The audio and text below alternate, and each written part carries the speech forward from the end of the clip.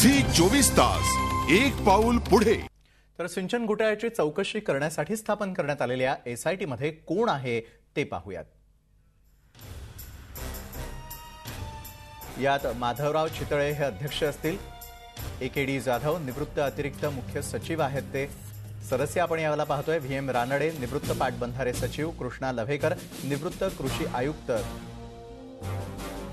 हे एसआयटी जी स्थापन करण्यात आलेली आहे त्याचे सदस्य आपण यावेळेला पाहतोय।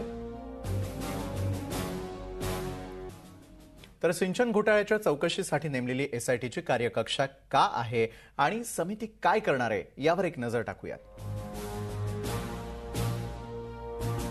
निर्मिती सिंचन क्षमता, प्रत्यक्ष सिंचित क्षेत्र, बिगर सिंचन पाणी वापर यांची तपासणी करणं, विहीर शेततळ्यांद्वारे प्रत्यक्ष सिंचित क्षेत्र कमी असण्याची कारणं तपासणं, प्रकल्पांच्या किमतीतील वाढ आणि त्यांच्या कारणांची चौकशी करणं, तर प्रकल्पांच्या विलंबाची कारणं शोधणं, मूळ प्रकल्प आणि त्यांच्या व्याप्तीत झालेल्या बदलाची चौकशी, उपसा सिंचनाची उपयुक्तता वाढवण्यासाठी उपाययोजना सुचवणं, प्रकल्पांच्या कामांच्या गुणवत्ता वाढीसाठी उपाययोजना करणं, तर प्रकल्प ठरलेल्या मुदतीत आणि खर्चात पूर्ण करण्यासाठी उपाययोजना सुचवणं, सिंचन क्षेत्रात वाढ होण्यासाठी उपाययोजना, अनियमितता आढळल्यास जबाबदारी निश्चित करणं आणि योग्य कारवाई सुचवणं।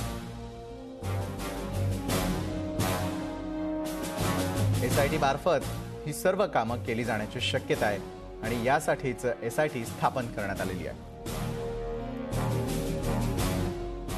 झी 24 तास एक पाऊल पुढे।